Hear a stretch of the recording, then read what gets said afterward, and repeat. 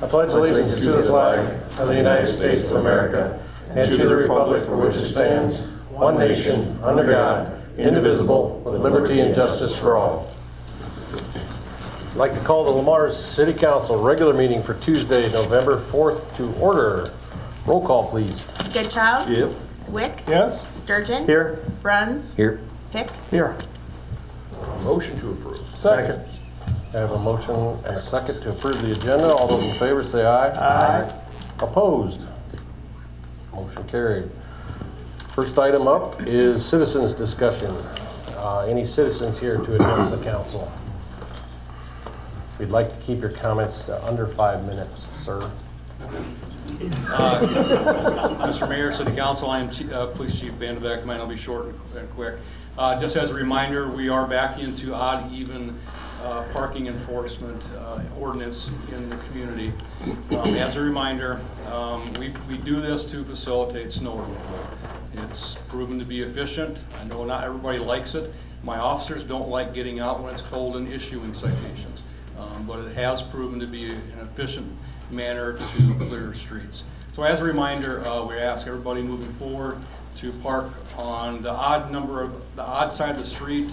If it's going to be an odd day, you would park after 6 p.m. And if it's an even day, after 6 p.m., you would park on the even side of the street. I am not doing this to generate money, as I've read in some of the posts. I'm not going to issue citations until we have a significant snowfall in the community. And then I will put out warnings that we're going to be doing the citations and try to give people as much information and time as we can. Roughly how many citations did you write last year? On a good night, we only write 5 or 6 citations. We've tried this in the past to suspend odd even and only write tickets when it snows and not to enforce it any other time. We are writing between 100 and 200 a night. But that is not the way that we want to do it. That's not efficient. That's not conditioning and getting everybody used to parking on the odd and even side of the streets. There's communities that don't allow any parking. There's communities that allow 20 minutes of parking. I think it works here, and I hope that we can continue to do it here. So, How many years have we had that policy? Just 5 or 6, something like that? over 30 years we've been doing it. But I mean, but the odd even, the whole, as it's written today, it's been in. Over 30 years. Okay. When I became chief about 10 years ago, we did get into just no tickets until the first significant snowfall. That's a fair way to do it. And we'll probably put out 1,000 warnings. Okay. And I'm fine with that. There was a period, Brad, where we did tried to make the announcement. So like if, when we knew that plows were going out, that we would try to let people know. Yeah. And that's basically when it was enforced. Yeah, but it's different. I understand. But not it's everybody different. listens. Well, I was just going to say it's difficult to get that word out right across the entire community. So I understand and I appreciate the way it's being handled. So, okay. Thank you. Safe Halloween. Did we have a safe Halloween? Yeah, we had a safe Halloween. I think the numbers were down a little bit, maybe in my neck of the woods. So I had extra candy. You can come over and get it if you want. Good. What kind of candy? Any other citizens here to address the council? Sharon Saylor, Lamar's, and I want to address the odd even parking. Now, what about on the boulevard? Because I know they have issued citations because you have actually 2 lanes. If you live on this side of the street, are you going to have to park over on the opposite street? I don't think so. I don't think so.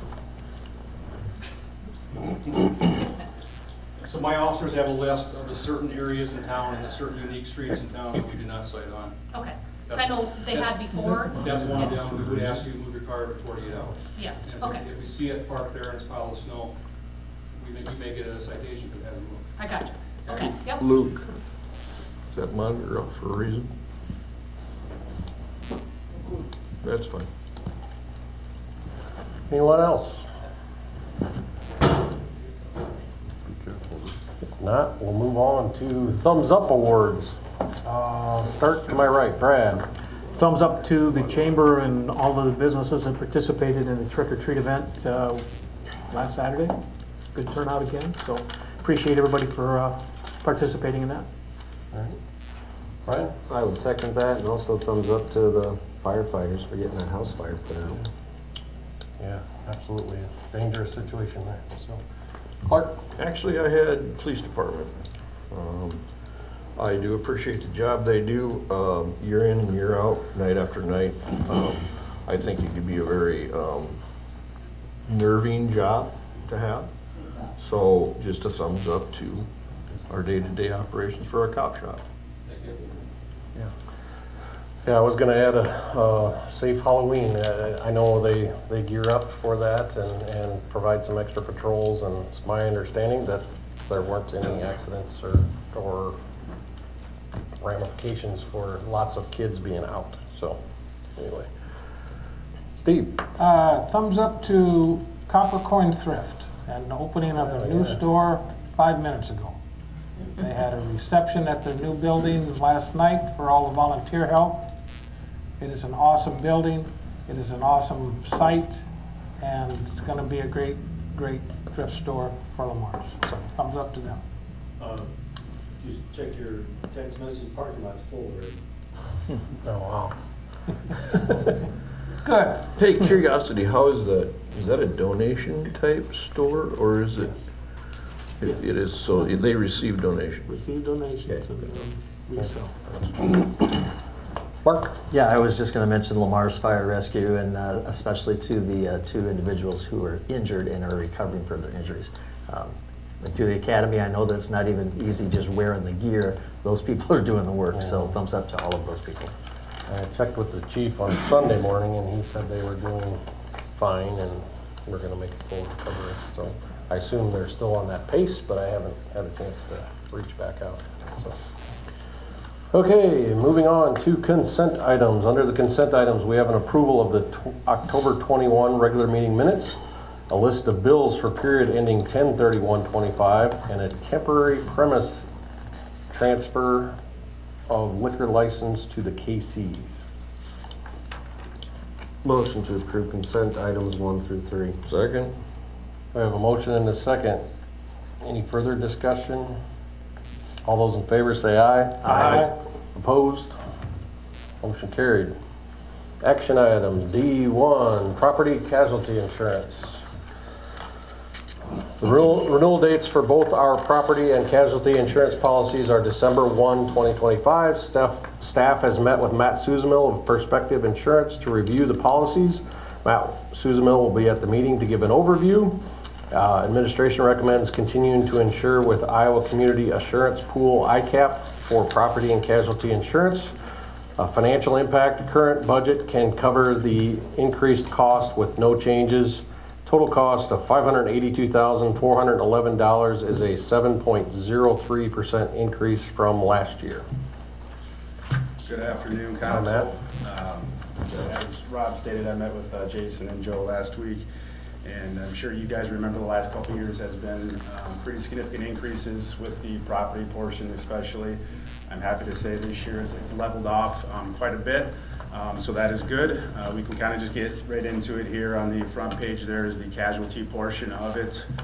We can kind of just go line item by line item.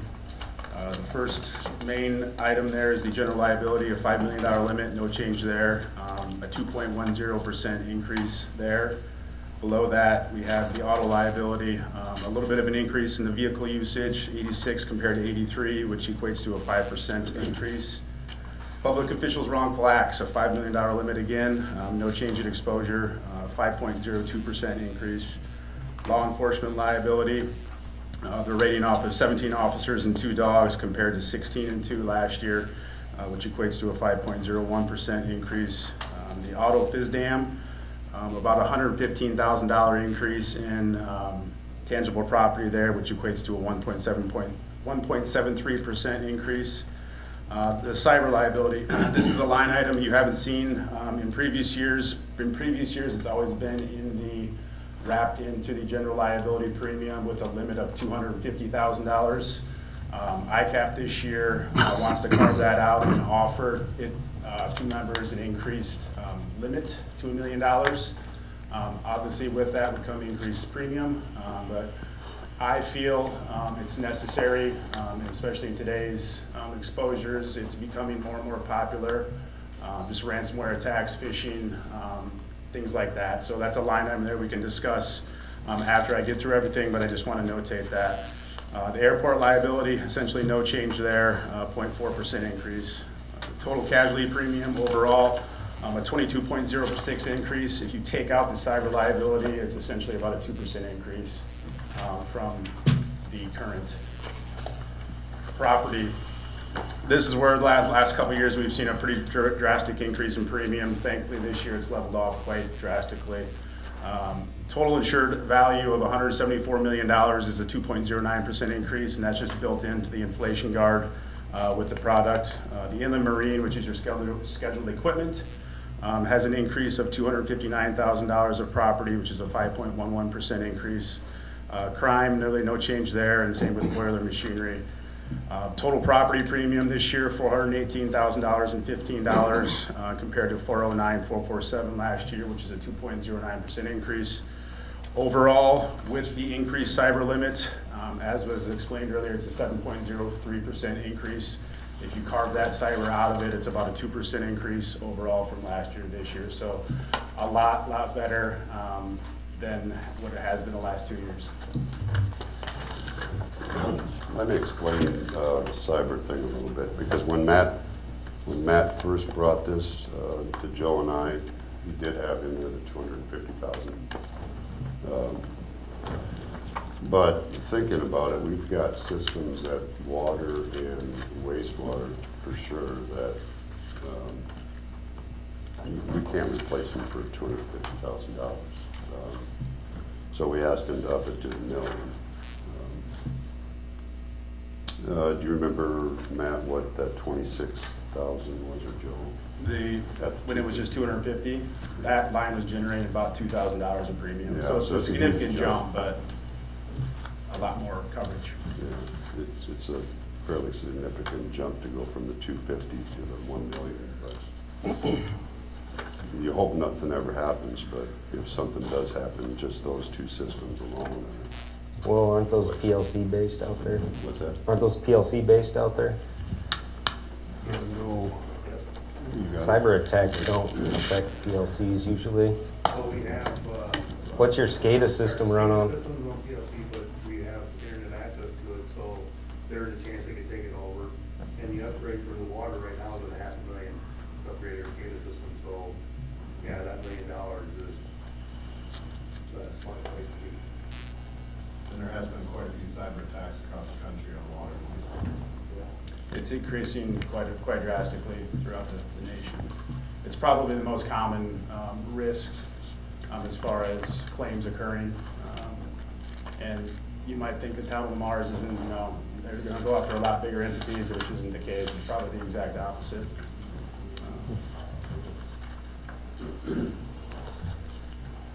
Could be insurance companies that are behind these attacks too, to get you to buy more insurance if you want.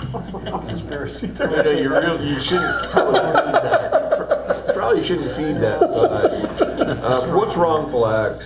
What is that? Public officials, wrongful acts, you guys, I mean, like police what? Okay. officers, just anything they're doing, that's not of code or anything like that. Just like liability defense for them. Yeah. Okay.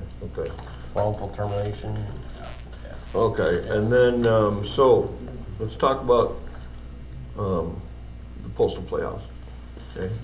I really appreciate Daniel Schuster's updates. I find them to be very interesting. Is that a $20,000 out of pocket and the rest will be picked up? Is that how that works, or where are we at?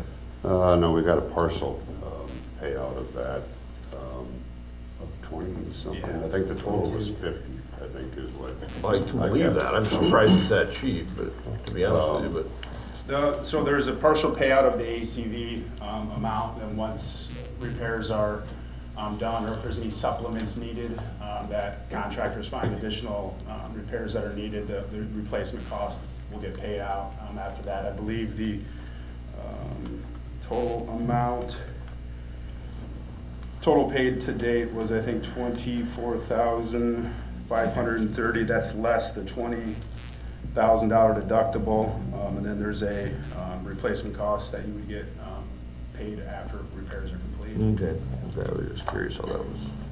Okay. Yeah, I'm not sure where we stand at right now. Okay, that's fine. At total cost. Right. But The adjuster estimated it right around 57,000, but that isn't a locked-in figure. If the repairs come in more than that, then go back to the adjuster and reopen the claim. And the way I understand it, and you can correct me, Matt, that didn't cover, so it wasn't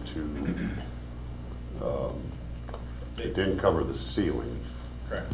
But it covered what the ceiling damaged when it fell. And cleanup, I assume. Yes, they didn't find any immediate cause that triggered it as far as weather, fire, whatever, so it's more wear and tear, but the ensuing damage that it caused on the way down is covered. Gotcha. I was just curious. Thanks. So we can go back to the cyber thing. I mean, that was our recommendation was to go up to the 1 million. But I can leave it up to you guys if you want to go back to the 250. But What's the price difference? he said it was 250,000 is gonna generate a little less than $2,000 in premium, so you're talking roughly a difference of 25,000 a year, essentially, a little less than that. And it would change that 7.03 back down to 2 or something. 2.2%, it would reduce that down overall. The overall would be 556,085, which is a 2.2% increase to current. I appreciate the question, but I'm 100% good with leaving it the way you've got it quoted here. We're delusional if we think that we're not susceptible to any type of cyber activity, so I'm 100% good with it.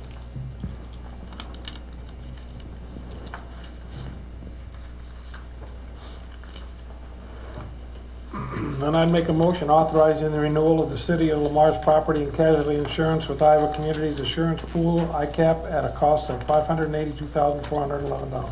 Second. Motion and a second. Can I have one more question? Any further discussion? One more question. What does our railroad cost us over and above? And I'm not meaning to trap you, it's like an estimate. What's that cost us? I don't have the figure in front of me. I do know ICAP is, the good thing about being with ICAP is they're able to manuscript coverage, whereas more standard lines carriers that do municipalities and entities like this won't touch it. They won't touch a railroad spur. Specifically what it is generating in premium, I don't have that in front of me. Okay. I can find out though. That's fine. Does that fall underneath our property? Yeah, and General liability. liability. And liability. Good. Okay. Thank you. Thank you guys, I appreciate it. Thanks, Matt. Oh, all those in favor say aye. Aye. Opposed? Motion carried.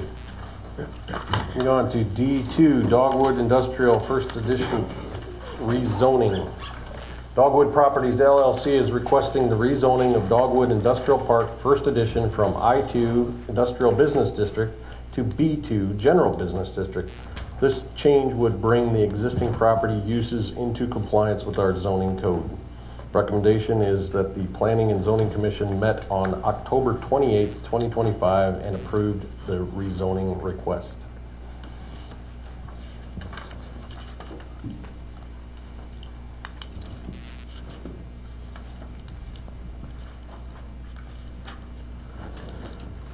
Motion to establish November 18th at 12 p.m. as a public hearing to rezone Dogwood Industrial Park First Edition from I2 to B2. Second. I have a motion and a second. Any further discussion? All those in favor say aye. Aye. Opposed? Motion carried. D3, Wastewater Industrial Pretreatment Facility Project Award of Contract. On October 9, 2025, 6 bids were opened for the Wastewater Industrial Pretreatment Facility Project. Those bids results are attached. At the October 21, 2025 meeting, Council tabled award of the project to allow Bolton and Mink and staff to notify and meet with industries.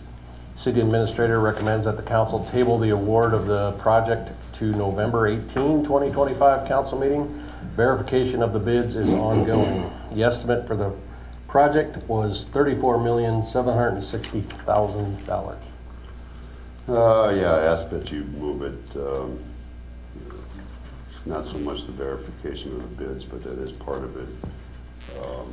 I think we're fairly close on both agreements with industries, so I'd like to see that play out yet in these next 2 weeks to see if we can get those things done. But And weren't we getting clarification on some of the bid items? Clarity on the bid items or not really? not on bid items necessarily, Okay. just the routine background checks and confirmation of contract. Do you want to push this back to January 6th? No, yeah. Next week. Yeah, November 18th. We gotta act on it by December, Clark. Come on, Clark. Yeah. You're trying to get out of here. You're on the hook, pal. Somebody caught it. Motion to table the award of the wastewater industrial pretreatment facility project to November 18, 2025 council meeting. Second. We have a motion and a second. Any further discussion on that? All those in favor say aye. Aye. Opposed? Motion carried. Item D4, 12th Street Southeast 2nd Avenue to 4th Avenue PCC Pavement Replacement Project Award of Contract. The Iowa Department of Transportation Office of Contracts received bids for the 12th Street Southeast 2nd Avenue to 4th Avenue PCC Pavement Replacement Project on October 22, 2025. A total of 6 bids were received. Steve Harris Construction, Inc., $430,829.19. RP Constructors, LLC, $479,626.80. DeLoss Construction, Inc., $514,225.30. TR Harris Construction, Inc., $533,300.10. Sioux City Engineering Co., $533,363.